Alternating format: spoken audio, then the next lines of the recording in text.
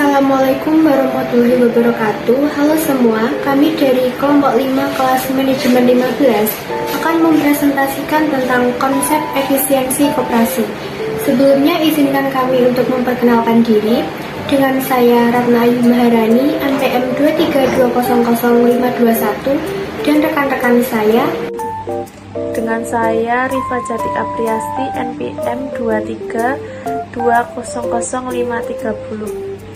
Dengan saya Radia Idewanti dengan NPM 232000519. Dengan saya Anissa Ayu Natasya, NPM 232000545. Dengan saya Septiasya Putri dengan NPM 2300533. Dengan saya Alvin Renata Maulana dengan NPM 232000531.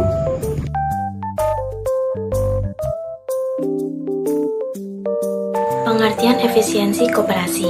Efisiensi koperasi adalah pelayanan usaha kepada anggotanya. Koperasi yang tidak efisien dapat menekan biaya serendah mungkin, tetapi anggota tidak memperoleh pelayanan yang baik dan tidak memiliki tingkat efektivitas yang lebih tinggi, sebab dampak kooperatifnya tidak dirasakan oleh anggota. Selanjutnya adalah kekuatan koperasi. 1. Skala ekonomi. Koperasi mampu mencapai efisiensi produksi maksimal, menurunkan harga pokok produksi (HPP), dan memiliki kekuatan untuk mengintervensi pasar. 2. Daya tawar. Dengan bersatunya anggota koperasi yang memiliki profesi serupa, koperasi bisa meningkatkan posisi tawar dalam membeli bahan baku atau memengaruhi pasar. 3. Daya saing. Produksi optimal dengan HPP rendah meningkatkan daya saing koperasi di pasar. 4. Interlinkage market. Koperasi menciptakan hubungan transaksi yang saling menguntungkan antar anggotanya. 5. Partisipasi anggota. Anggota berperan ganda sebagai pemilik dan pelanggan, sehingga biaya transaksi dapat ditekan melalui kontrol internal. 6. Mengurangi ketidakpastian. Dengan basis anggota yang jelas, ketidakpastian pasar dapat dipersempit. Selanjutnya adalah kelemahan koperasi. 1. Konflik kepentingan. Berbeda kepentingan antar anggota, khususnya antara pengurus dan anggota, dapat memicu konflik yang menghambat kinerja koperasi. 2. Kurang mandiri. Banyak koperasi bergantung pada bantuan pemerintah, mengurangi kemandirian. 3. Tidak fokus. Banyak koperasi menjalankan multi-usaha, sehingga tidak efektif bagi kepentingan ekonomi anggota. 4. Lemahnya jaringan. Kurangnya jaringan yang kuat menghambat akses terhadap pasar. Prinsip keanggotaan terbuka dan sukarela mengakibatkan modal koperasi mudah berkurang jika anggota keluar. 6. Kontrol demokratis. Anggota dengan modal besar cenderung keluar karena kontrol yang tetas atas modal. 7. Pembagian hasil usaha. Pembagian sisa hasil usaha berdasarkan jasa mengurangi minat anggota dengan modal besar. 8. Bunga terbatas. Prinsip bunga terbatas pada modal mengurangi keinginan anggota untuk menabung di koperasi. Koperasi dalam rantai tata niaga terdiri dari 3 bagian. Yang pertama yaitu produsen. Produsen adalah orang atau badan yang menghasilkan produk tertentu. Produk tersebut bisa berupa produk akhir yang langsung dikonsumsi. Bisa pula produk antara yang digunakan untuk proses produksi berikutnya. Jadi rumah tangga konsumen yang menghasilkan input bisa dipandang sebagai produsen. Demikian pula rumah tangga konsumen yang menghasilkan barang-barang untuk dikonsumsi dikatakan sebagai produsen. Yang kedua yaitu konsumen. Konsumen adalah orang atau badan yang menggunakan suatu produk. Rumah tangga perusahaan dapat dikatakan sebagai konsumen dalam hal penggunaan input. Yang ketiga yaitu perantara atau pedagang. Pedagang adalah orang atau badan yang membeli produk tetapi bukan untuk dikonsumsi, melainkan untuk dijual kembali. Pedagang merupakan mediator penghubung antara produsen dan konsumen. Dalam pengertian ini, pedagang bisa berupa pedagang besar atau wholesaler, agen penjualan, dan pengecer. Pedagang besar biasanya tidak melayani konsumen akhir, melainkan para pengecer. Sedang agen ada yang melayani konsumen akhir, tetapi ada pula yang tidak. Di sini pedagang besar, agen, dan pengecer dianggap sebagai pedagang, sehingga jalur tata niaganya hanya meliputi produsen, pedagang, dan konsumen. Dalam menjual produknya, produsen bisa menjual langsung ke konsumen, tetapi bisa juga ke perantara atau pedagang. Produsen dapat melakukan pemasaran olehnya sendiri atau memutuskan untuk menjual kepada pedagang yang kemudian oleh pedagang dijual ke konsumen akhir. Tentunya produsen yang rasional akan memakai pedagang sebagai pengganti melakukan pemasaran dan distribusi produk olehnya sendiri jika keunggulan lewat pedagang lebih besar daripada melakukan pemasaran sendiri. Bila koperasi dimasukkan dalam analisis di atas, maka seorang produsen mempunyai 3 alternatif yang mungkin dipilih, yaitu yang pertama, menjual langsung ke konsumen, yang kedua, menjual ke pedagang, dan yang ketiga, menjual ke koperasi. Dalam hal ini, produsen akan memilih alternatif yang dapat memberikan kelebihan yang paling besar dalam memaksimumkan profit atau penjualannya. Jika produsen telah menjual beberapa dari produknya lewat perantara atau pedagang, koperasi harus memberikan paling sedikit keunggulan yang sama dengan keunggulan yang diberikan pedagang agar koperasi menjadi alternatif yang dipilih oleh produsen.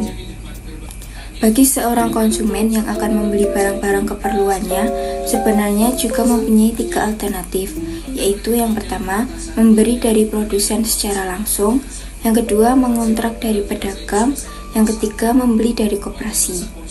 Dalam hal ini, keputusan buat seorang anggota potensial atau koperasi konsumen pada prinsipnya akan sama dengan produsen tadi yang berpikir akankah produknya dijual melalui koperasi. Seorang konsumen yang rasional karena membeli kepada koperasi jika koperasi memberikan paling tidak keunggulan yang sama dengan keunggulan yang diberikan para pedagang. Tetapi, bila seorang produsen membutuhkan beberapa input untuk keperluan produksinya, alternatif yang harus dipilih akan menjadi 4, yaitu agar ia dapat, yang pertama, menyediakan input olehnya sendiri, yang kedua, membeli input dari produsen input, yang ketiga, mengontrak dengan pedagang input, dan yang terakhir, berdagang dengan sebuah koperasi. Koperasi dapat didirikan di setiap tingkat rantai tata niaga, memungkinkan kompetisi baik secara horizontal antara koperasi konsumen maupun vertikal antara koperasi dengan pedagang besar atau produsen. Konflik harga antara koperasi produsen dan koperasi pengecer dapat terjadi yang hanya dapat diselesaikan melalui integrasi vertikal, baik dengan koperasi produsen mendirikan pengecer sendiri atau sebaliknya.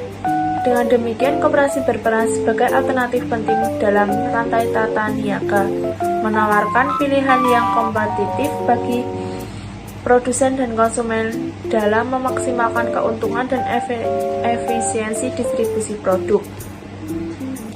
Sasaran integrasi vertikal koperasi merupakan salah satu strategi alternatif dalam masyarakat memperluas lingkungan kegiatannya dengan melaksanakan integrasi ke belakang atau hulu backwards atau ke depan hilir forwards.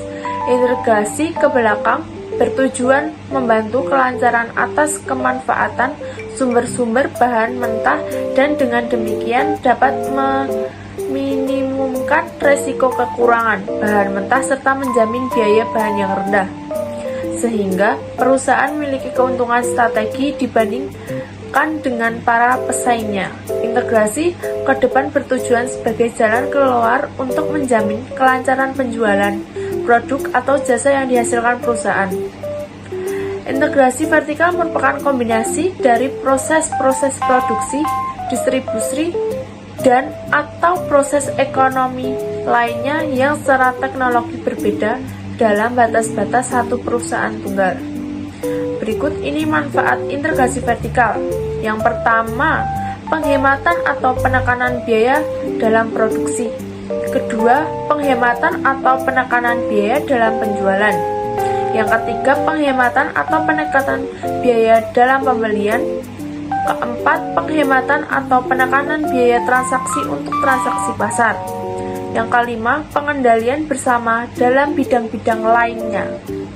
Jika pasar lebih efisiensi dalam arti mempunyai biaya relatif, lebih rendah dari memanfaatkan pelayanan melalui integrasi vertikal.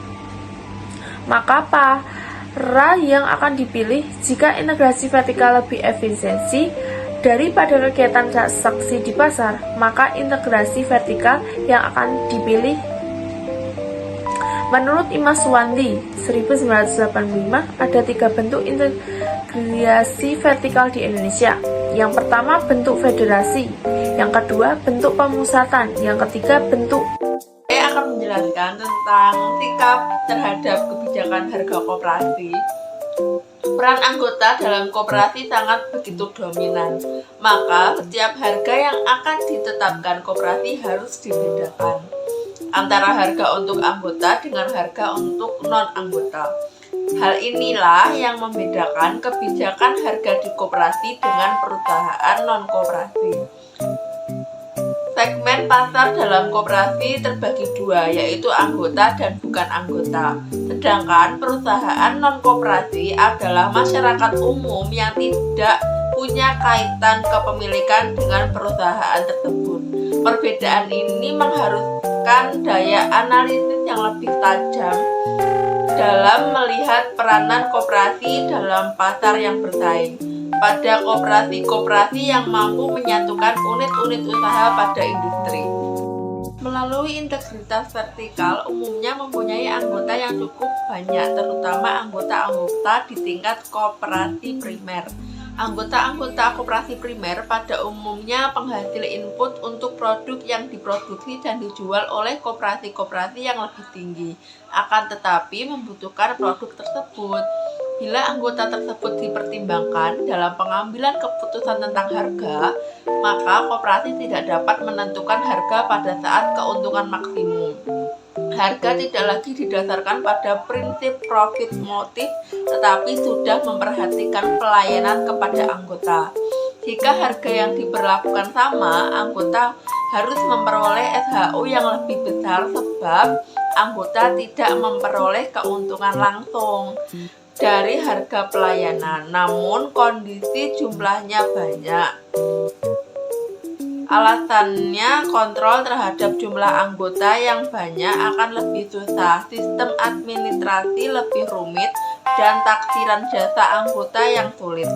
Berbeda dengan sistem harga, pelayanan yang memperoleh keuntungan langsung atas pembelian produk, kesulitan itu akan mudah ditangani. Koperasi menetapkan harga jual kepada anggota yang lebih rendah dibandingkan harga jual kepada anggota yang lebih rendah dibandingkan dengan harga kepada non-anggota. Di samping anggota di tingkat bawah atau pada koperasi primer, petani pengrajin dapat memperlancar pemasaran bahan atau produk, juga memperoleh keuntungan langsung dari hasil pembelian koperasi di tingkat yang lebih tinggi. Studi kasus Koperasi SS atau Sembilan Sejati Semarang. Pengurus Koperasi Sembilan Sejati atau SS tidak dapat begitu saja melepaskan diri dari tanggung jawab atas kerugian koperasi tersebut. Indardi SH dari Divisi Investigasi Semarang Corruption Watch atau SCW menduga laporan oleh sesama pengurus itu sebagai upaya pelepasan tanggung jawab berkaitan dengan tuntutan deposan atau masyarakat atas simpanannya. Di kantornya, Indardi tidak dapat menyembunyikan keheranannya mengapa hanya Indrawan, ketua satu koperasi SS, yang dijadikan tersangka. Menurut dia, sebagian pengurus pun diduga juga pernah mengucurkan pinjaman tanpa prosedur senilai miliaran rupiah. Rekening para pengurus yang digunakan untuk transaksi koperasi itu pun semestinya juga disita, tandas dia. Menurutnya, korban yakni para deposan harus dijadikan saksi, mengingat koperasi tersebut diduga telah menerbitkan surat simpanan berjangka dengan total nilai hampir 100 miliar rupiah. Maka hal tersebut merupakan tindak pidana perbankan melanggar pasal 46 Jo 16 UU nomor 10 tahun 1998 tentang perubahan atas UU nomor 7 tahun 1992. Seperti diberitakan Hendrawan, diduga memberikan pinjaman kepada seorang pengusaha bernama Wijaya di luar prosedur. Akibat perbuatan tersebut, koperasi yang memiliki kantor di Semarang, Juwana, dan Solo itu rugi 55 miliar rupiah. Baik Hendrawan maupun Wijaya yang dijerat dengan pasal 374 KUHP tentang penggelapan saat ini berstatus sebagai tahanan Polda Jateng. Sejak berdiri 3 tahun silam, koperasi tersebut diduga berhasil menghimpun dana masyarakat sebanyak 200 miliar. Indardi menekankan pentingnya menghadirkan saksi ahli dari Bank Indonesia dan dari Dinas Koperasi dan Usaha Kecil Menengah Provinsi Jawa Tengah atas kegiatan Koperasi 9 Sejati. Hal senada juga diungkapkan praktisi hukum A. Dani Srianto, SH. Dani juga menerima laporan dari para deposan mengkhawatirkan jika penanganan kasus tersebut tidak dikembangkan, nasabah tak dapat mengajukan tuntutan pada pengurus koperasi berkaitan dengan pengembalian dana. Jika penyelidikan dikembangkan dari detik penggelapan menjadi detik perbankan, sambung Dani, maka para pendiri dan pengurus koperasi itu dapat dimintai pertanggungjawaban.